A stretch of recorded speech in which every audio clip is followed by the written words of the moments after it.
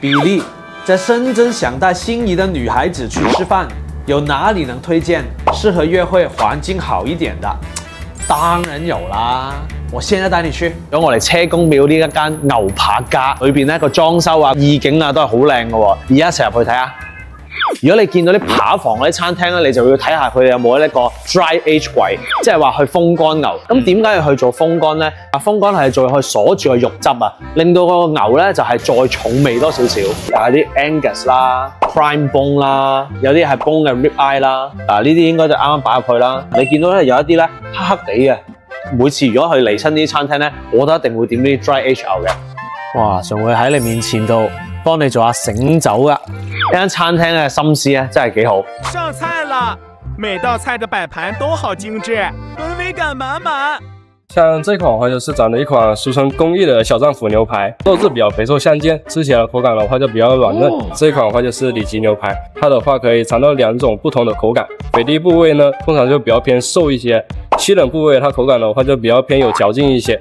像俗稱工藝的，通常都是在28天以上。先嚟試下呢個翡翠螺片先。有啲橄欖油，有啲酸酸地，跟住試下呢個黃絲魚片啊，即係呢一間餐廳咧，特登要去到你面前，跟住去整俾你睇啦，即係話俾你聽啲嘢係好新鮮，先整出嚟咁樣嘅生牛撻撻，佢有少少紅滷味喎，佢呢個咧係一個 A3 和牛嘅撻撻嚟啊。所以個肉咧都係腍身一啲嘅，作為一個餐前小食咧，真係幾唔錯。橄欖油爆黑虎蝦，有少少辣辣地咁，有啲橄欖油味。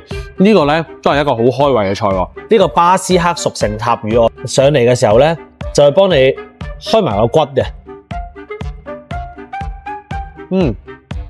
個魚嘅肉質真係唔錯啊！加埋呢個少少藤椒呢個味落去咧，又幾特別嘅喎。M5 熟成和牛啊！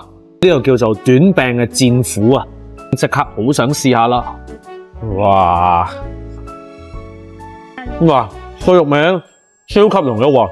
哇，呢個唔錯，所以肉汁依然都仲喺裏邊咧，更加濃、更加豐富嘅成個味道係。呢個咧就係熟成牛同普通牛嘅分別啊！正，佢哋呢啲咁靚嘅餐廳應該要食得斯文啲嗬。好啦，正餐就食完啦，甜品咧一樣都係咁有驚喜啊！啲氣咧〜飄埋去我度咧，我仲以為淋到我添喎，原來咧嗰啲係乾冰嚟嘅。我哋啲大香梨真係搞唔掂。你想食邊個啊？呢個好。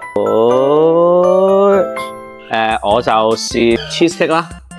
芝士味就唔算好重，唔算好甜。以前喺美國食嗰啲 cheesecake 咧，成嚿哇濃到不得了，食幾啖咧就會好滯嘅。咁呢一個咧，我覺得啱啱好食啊，成個應該都 OK。成嚿試下先，哇！